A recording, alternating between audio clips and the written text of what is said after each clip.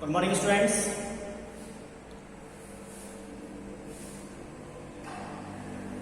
Today, our topic is Newton's third law of motion.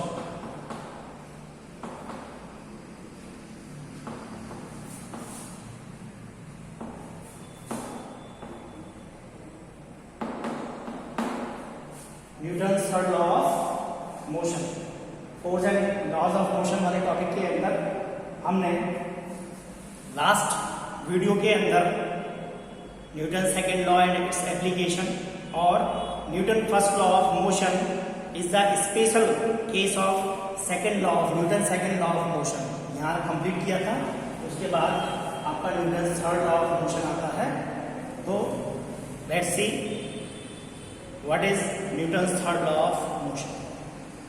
According to this law, every action is always equal and opposite reaction.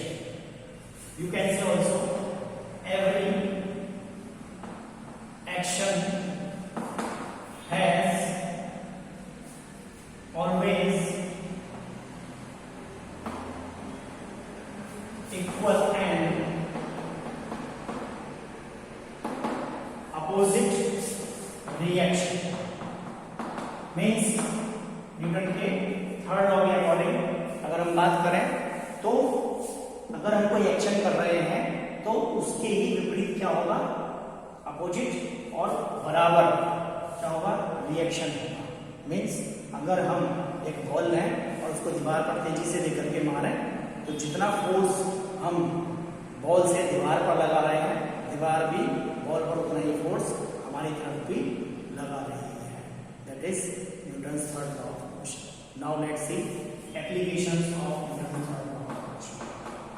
What are the applications of Newton's third law of motion. ये Newton के तीसरे नियम का हम कहाँ प्रयोग करते हैं। फर्स्ट सबसे पहले आता है, सबसे पहला एप्लीकेशन है यानी चलने। Students, as you know that जब हम चलते हैं to walk on the ground we push the ground backward with our foot.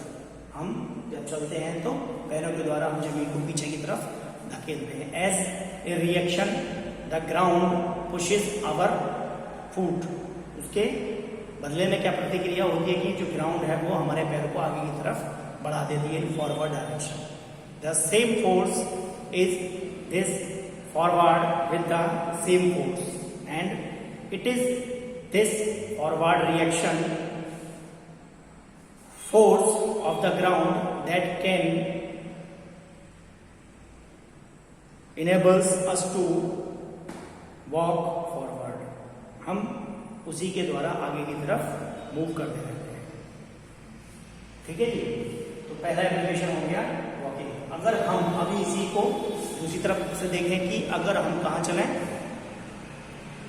Slippery surface के ऊपर चलें तो वहाँ हमें चलना कैसा पड़ जाता है, टफ पड़ जाता है। क्यों? क्योंकि वहाँ पर एक लॉ और काम करता है, दैट इज फ्रिक्शन फोर्स। वहाँ पर जो फ्रिक्शन हो जाता है वो कैसा हो जाता है, कम हो जाता है। स्लिपरी जो सरफेस होती है उसके ऊपर हम ठीक से नहीं चल पाते, that is walking. Now second one is swimming. Another application is swimming. जब हम स्विमिंग करते हैं तब भी न्यूटन का तीसरा नियम काम आता है। स्विमिंग करते समय while trying to swim a swimmer pushes the water. हम क्या करते हैं, हाथ के द्वारा पानी को पीछे की तरफ धकेलते हैं तो पानी उसी फोर्स से हमें आगे की तरफ फॉरवर्ड कर देता है, आगे की तरफ धकेल देता है। And this is the force of action of the water pushes the swimmer forward. ठीक है जी, विद द सेम फोर्स। तो this is the another application. Swimming जब कोई भी स्विमर करता है तो आपने देखा, आप यदि खुद भी करते हैं तो आपने देखा होगा, you should try to attain that कि हम अपने हाथ को जैसे आगे की तरफ फेंकते हैं और नीचे की तरफ लाते हैं तो हम पानी को क्या करते हैं, अपने पास से हटा देते हैं। ठीक है, तो वाटर भी इतना ही फोर्स, जितने फोर्स से हम पानी को हटाते हैं वाटर भी उतना ही फोर्स क्या करता है, हमारी बॉडी जिससे हम आगे की तरफ मूव कर सकते हैं। Is it clear? Now third application is recoiling of gun. It is recoiling of gun. Recoiling of gun यानी जब बंदूक से when a bullet is fired a gun, the gun recoils यानी द गन मूव्स बैकवर्ड। क्या करती है? जैसे ही बंदूक की गोली बंदूक से निकलती है तो बंदूक जो होती है वो पीछे की तरफ झटका देती है, पीछे की तरफ जाती है। Distance and giving a jerk to the soldier of gunman यानी गनमैन के सोल्जर को एक झटका देती है। This is because on firing the gun exert some force. क्यों देती है? क्योंकि जैसे ही फायरिंग होती है, जितने वेग से बंदूक की गोली बंदूक से निकलती है उसके अपोजिट रिएक्शन होता है, जिसका जर्क हमारे कंधे पर, ये जो गनमैन होता है उसके कंधे पर लगता है। एंड उसके बदले में क्या होता है? बुलेट जो होती है वो जितना फोर्स क्या करती है? एक्सर्ट करती है, उतना ही फोर्स क्या करता है? गनमैन भी अपने कंधे के ऊपर एक्सर्ट करता है। ठीक है जी? तो थर्ड एप्लीकेशन हो गया आपका recoiling of gun. Now fourth one is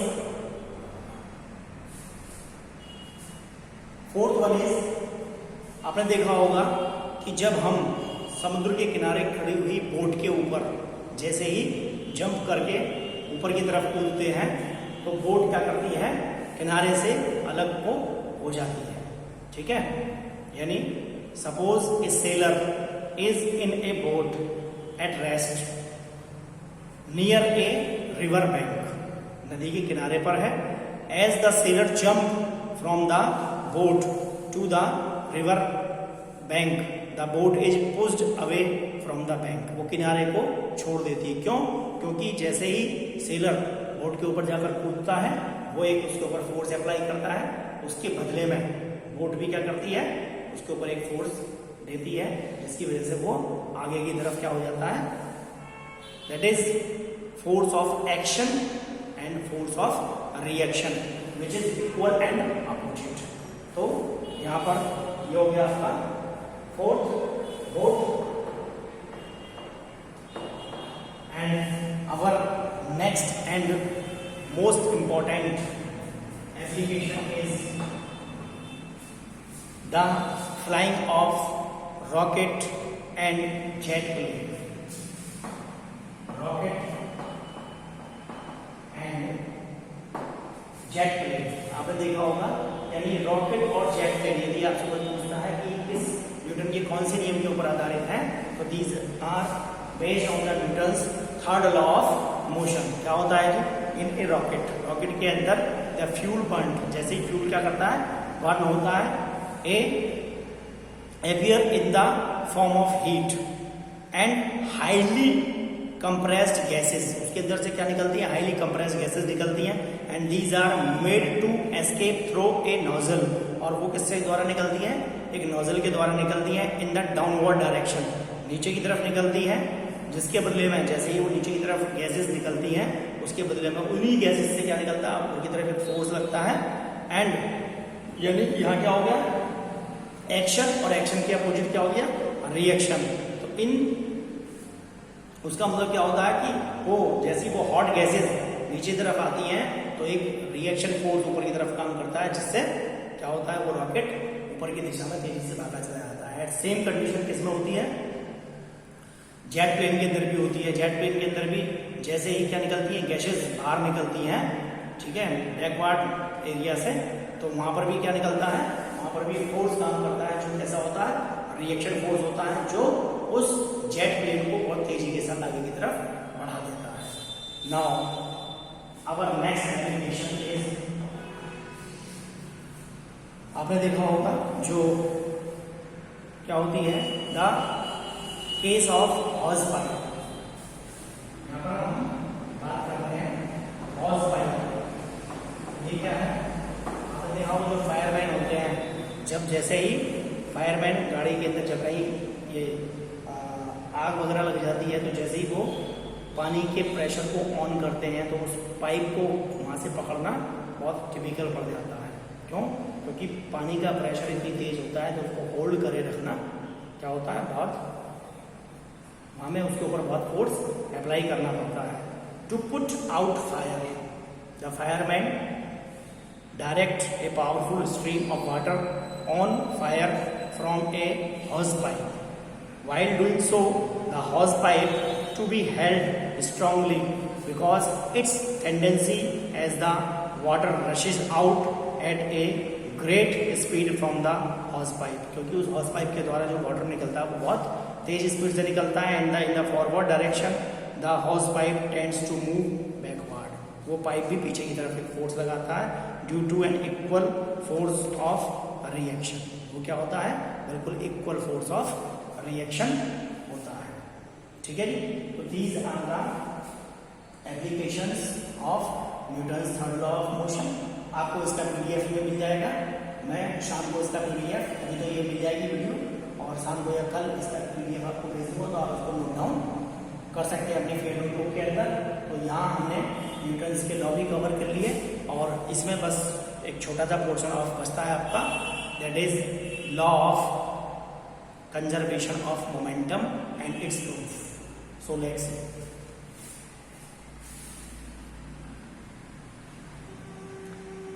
Now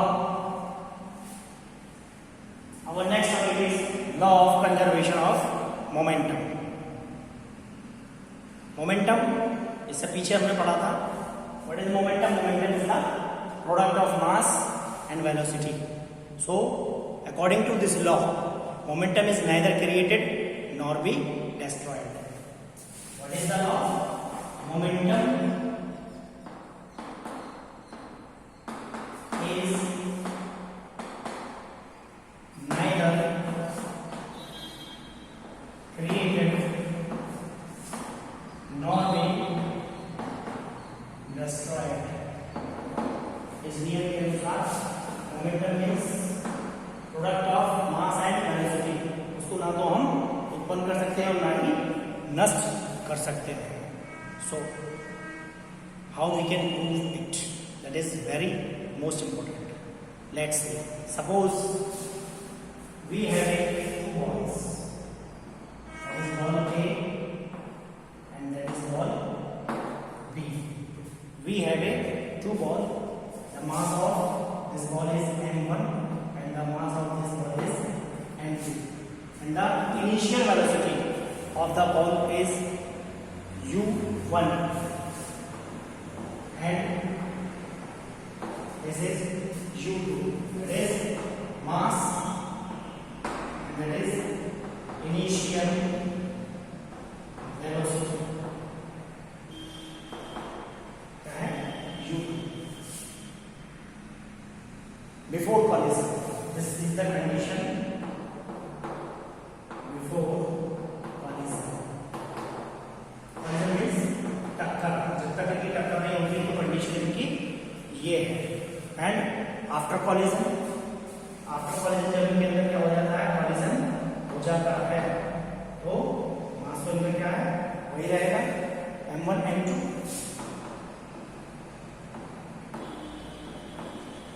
लेकिन इनकी जो वेलोसिटी है that will be changed. Velocity will be v1 and v2. Velocity क्या हो जाएगी, चेंज होकर के v1 और v2। तो हम क्या निकालेंगे, change in momentum of ball before collision. ठीक है जी, हम क्या निकालेंगे, चेंज इन मोमेंटम। इसको मैं रख रखा हूँ, आगे देखेंगे।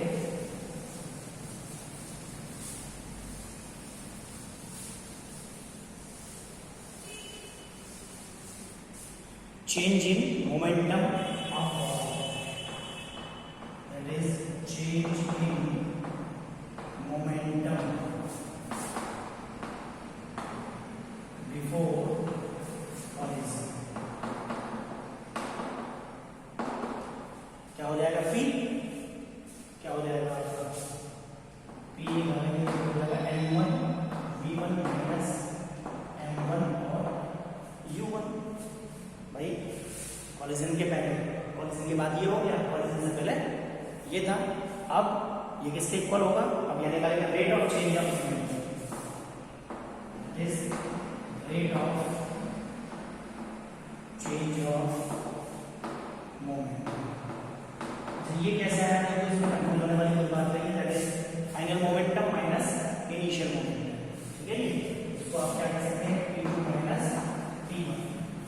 यहाँ पर rate of change of momentum निकालना है, यानी हम क्या करेंगे, टी से डिवाइड कर देंगे।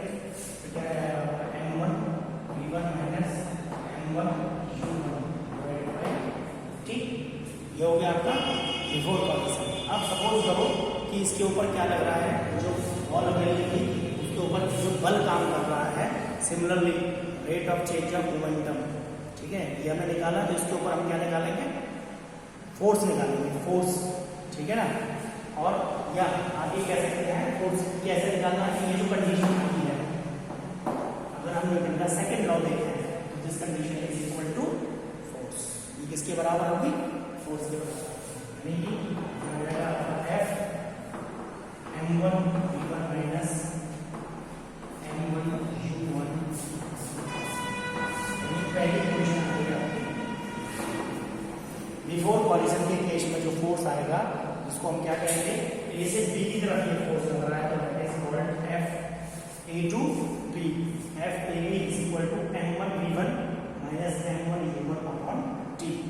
आप क्या देखते हैं, जब टक्कर हो जाती है दोनों की, बॉल ए और बॉल बी की, तो चेंज इन मोमेंटम, यानी जो चीज हमने ये अभी निकाली है वो हम टक्कर के बाद भी कोई चीज निकालते हैं, क्या आ जाएगा,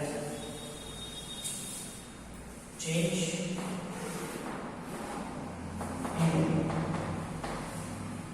मोमेंटम, ठीक है जी। चेंज इन मोमेंटम यानी P is equal to P2 minus P1, क्या हो जाएगा, P2 की वैल्यू चूंकि V आ गया है, क्या हो जाएगी M2 V2 minus M2 U। Now change in rate of change of momentum, rate of change of momentum, that is equal to m2 v2 minus m2 u2 upon t, and according to Newton's second law of motion, यानी force v2a, अब ये कैसा होगा, negative में। अभी चलो यहाँ नहीं देखेंगे, फोर्स v से एक ही तरफ लग रहा है, ये न्यूटन के सेकंड लॉ के अकॉर्डिंग जो rate of change of momentum होता है किसके डायरेक्टली प्रोपोर्शनल होता है, फोर्स के डायरेक्टली प्रोपोर्शनल होता है। v2 minus m2 u2 upon t, ठीक है जी। यानी दो, ये हो गई हमारी second equation from equation first and second according to Newton's third law of motion. यानी हम इसके ऊपर क्या लगाते हैं, थर्ड लॉ, न्यूटन का थर्ड लॉ देखेंगे क्या आ जाएगा।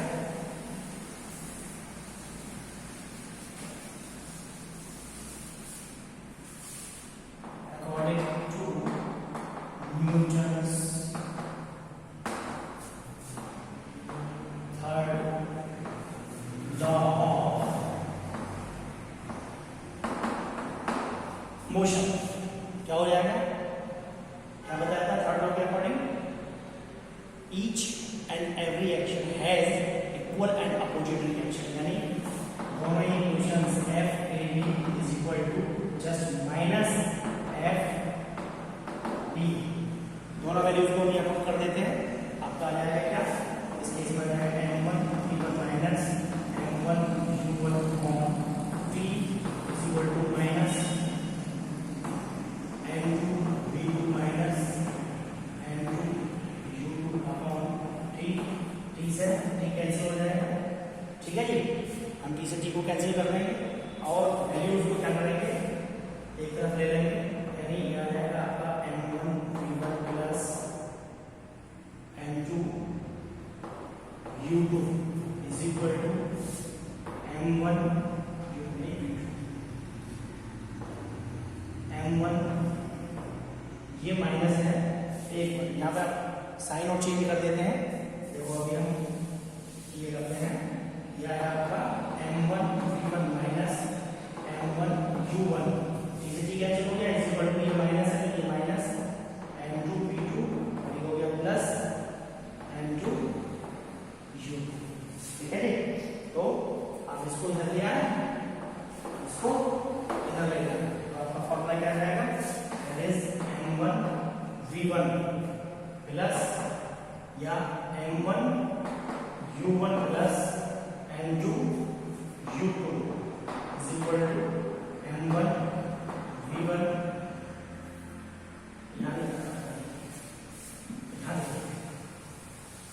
क्या जाएगा m1 u1 plus m2 u2 is equal to m1 v1 plus m2 v2।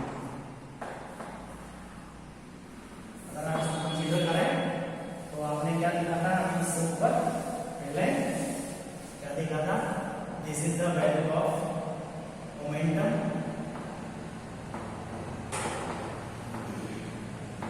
Before collision,